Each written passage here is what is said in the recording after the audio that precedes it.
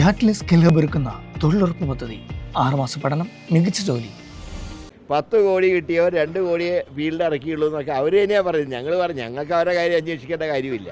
അപ്പോൾ അതൊക്കെ ഒന്ന് മറച്ചു വയ്ക്കാൻ വേണ്ടി ഇപ്പോൾ ഇങ്ങനെ ഒരു ഏർപ്പാടുമായിട്ട് ഇറങ്ങിയിരിക്കുകയാണ്. ഉള്ള സീറ്റും കൂടെ അടുത്ത ഇലക്ഷനോടെ നഷ്ടപ്പെടുന്നത് മാത്രമേ അവരോട് ഞങ്ങൾക്ക് പറയാനുള്ളൂ. ഇത് ഇങ്ങനെ ഓരോ ദിവസങ്ങളായിട്ട് ഓരോ അറസ്റ്റ് എന്നല്ലാതെ ഒരു ഫൈനൽ കുറ്റപത്രം എന്നാണ് സമർപ്പിക്കുക എന്നുള്ളതിനെക്കുറിച്ച് ഇപ്പോഴും യാതൊരു ഐഡിയയില്ല. അത് കഴിഞ്ഞതിന് ശേഷമേ സർക്കാരിന് അഭിപ്രായം പറയാൻ പറ്റൂ.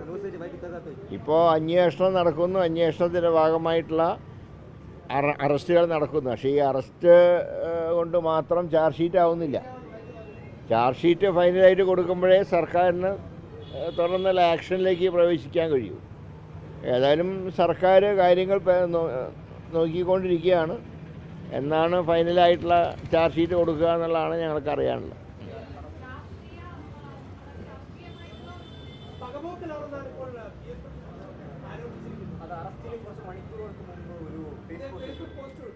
അല്ല, പ്രശാന്തിനെ ആദ്യം ചോദ്യം ചെയ്ത ആരുടെ കാലത്താണ്? ഞങ്ങളുടെ കാലത്തല്ലല്ലോ. പ്രശാന്തിൻ്റെ നേതാവ് മുഖ്യമന്ത്രി ആയിരിക്കുമ്പോഴാണ് ആദ്യം ചോദ്യം ചെയ്യുന്നത്. ആ ചോദ്യം ചെയ്യലിൻ്റെ അടിസ്ഥാനത്തിലായിരിക്കാം ഇപ്പോഴത്തെ നടപടി എന്ന് പറയുന്നത്. ഞങ്ങൾ ഈ ഒരു കാര്യത്തിൽ ഇടപെട്ടിട്ടില്ല. ഞങ്ങൾ ഈ അന്വേഷണ ഉദ്യോഗസ്ഥന്മാരെ ആരെയും ഞങ്ങൾ വിളിച്ചു വരുത്തിയിട്ടില്ല. അവരോട് ഞങ്ങൾ അഭിപ്രായം ചോദിച്ചിട്ടില്ല. പക്ഷേ ഇങ്ങനെ ഇഴഞ്ഞ് പോകുന്നതിൽ സർക്കാരിന് അസംതൃപ്തിയുണ്ട്. അത് ഞാൻ പലതവണ രേഖപ്പെടുത്തിയിട്ടുണ്ട്. ഫൈനൽ ചാർജ് ഷീറ്റ് വന്നതിന് ശേഷം മാത്രം തുടർ നടപടികളിലേക്ക് സർക്കാർ പ്രവേശിക്കും. തീർച്ചയായിട്ടും സർക്കാരിനെ സംബന്ധിച്ച് ഇതിൽ അസംതൃപ്തിയുണ്ട്.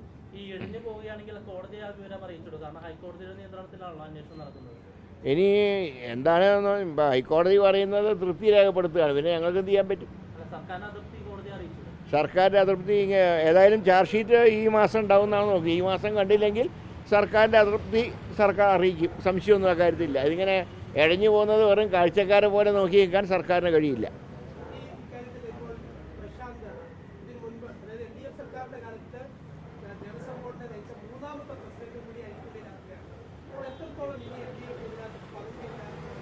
അല്ല, പങ്കില്ലാതിനി അവർക്ക് പറയാൻ കഴിയില്ലല്ലോ.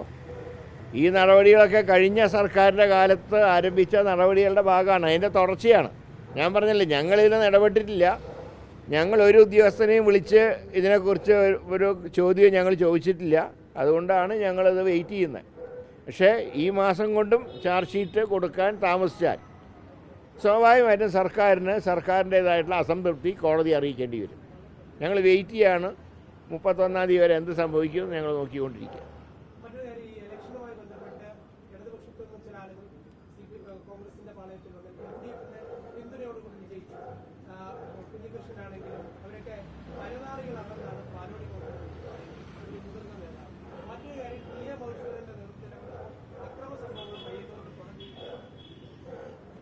ഇങ്ങനെ ഓരോ സംഭവങ്ങൾ നടക്കുമ്പോഴും അവർ കൂടുതൽ ഒറ്റപ്പെടുന്നതാണ് യാഥാർത്ഥ്യം. അതാണല്ലോ മറ്റേ UDFകാരെ സംസ്കാരം പഠിപ്പിക്കാൻ വരുന്ന ചില വിദ്വാന്മാർ, അവരുടെ നേതാക്കന്മാരുടെ ഭാഷ്യമാണിത്. പക്ഷേ പാലോളി മുഹമ്മദ് കുട്ടി അങ്ങനെ പറഞ്ഞു എന്നുണ്ടെങ്കിൽ അതൊരു ഷോക്കിംഗ് ന്യൂസാണ്. കാരണം ഞങ്ങളൊക്കെ അദ്ദേഹത്തിനെ കേരള രാഷ്ട്രീയത്തിലെ ഒരു തലമുതിർന്ന കാരണവരായിട്ടാണ് കാണുന്നത്. അങ്ങനെയുള്ളൊരു വ്യക്തിയുടെ ഭാഗത്തുനിന്ന് ഇങ്ങനെയുള്ള പ്രയോഗങ്ങൾ ഒരിക്കലും വരാൻ പാടില്ലാത്തതാണ്. അതോടൊപ്പം തന്നെ മറ്റൊരു കാര്യം പറയാനുള്ളത്, ഇന്നലെ മിനിഞ്ഞാന്ന് ശ്രീ രാഹുൽ ഗാന്ധിയുടെ നേതൃത്വത്തിൽ പ്രധാനമന്ത്രിയുടെ ഓഫീസിലേക്ക് മാർച്ച് നടത്തുകയുണ്ടായി. ഇത് സ്വാഭാവികമാണ്. രാഷ്ട്രീയത്തിൽ മുഖ്യമന്ത്രിമാരുടെ വസതിയിലേക്ക് മാർച്ച് നടത്തും, പ്രധാനമന്ത്രിമാരുടെ വസതിയിലേക്ക് മാർച്ച് നടത്തും. ഇത് ജനാധിപത്യത്തിൻ്റെ ഭാഗമാണ്. അതിന് പകരം ഏതെങ്കിലും പാർട്ടി ഓഫീസിലേക്ക് മറ്റൊരു പാർട്ടിയുടെ സംസ്ഥാന പ്രസിഡന്റ് പ്രകടനം നടത്തി എവിടെയെങ്കിലും കേട്ടിട്ടുണ്ടോ? ഞാൻ ആദ്യമായിട്ട് കാണുകയാണ്. പിന്നെ ഒരു കാര്യത്തിൽ സന്തോഷമുണ്ട്. ഞങ്ങളൊക്കെ വിചാരിച്ചത് രാജീവ് ചന്ദ്രശേഖരൻ MLA സ്ഥാനം രാജിവെച്ച് പോയിന്നാണ് വിചാരിച്ചത്. കാരണം സഭയിൽ മഷിയിട്ട് നോക്കിയിട്ട് കണ്ടില്ല. ഏതായാലും ഇന്നലെങ്കിൽ അദ്ദേഹത്തിന് പ്രത്യക്ഷപ്പെട്ടതിൽ ഒരു സന്തോഷമുണ്ട്. അദ്ദേഹത്തിനെ വീണ്ടും ഒന്ന് കാണാൻ കഴിഞ്ഞല്ലോ. പക്ഷേ ഇതൊരു വളരെ തെറ്റായിട്ടുള്ള ഒരു നടപടിക്രമമാണ് ഇന്നലെ തിരുവനന്തപുരത്തുണ്ടായത്. ഞാൻ അത്രേതിനെക്കുറിച്ച് പറയുന്നുള്ളൂ.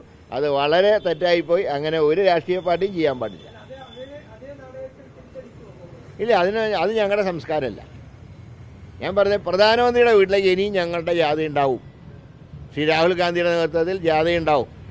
പക്ഷെ അതിനൊക്കെ തിരിച്ച് KVC ഓഫീസിലേക്ക് വന്നാൽ പ്രവർത്തകർ ആത്മസംയമനം പാലിക്കുന്നുണ്ട്. ഞങ്ങളോട് പറഞ്ഞിട്ടുണ്ട് ആത്മസംയമനം പാലിക്കാൻ.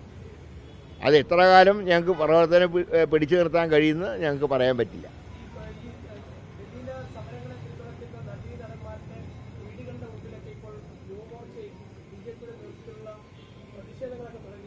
അല്ല, അവരെന്താ അറിയോ, അവരുടെ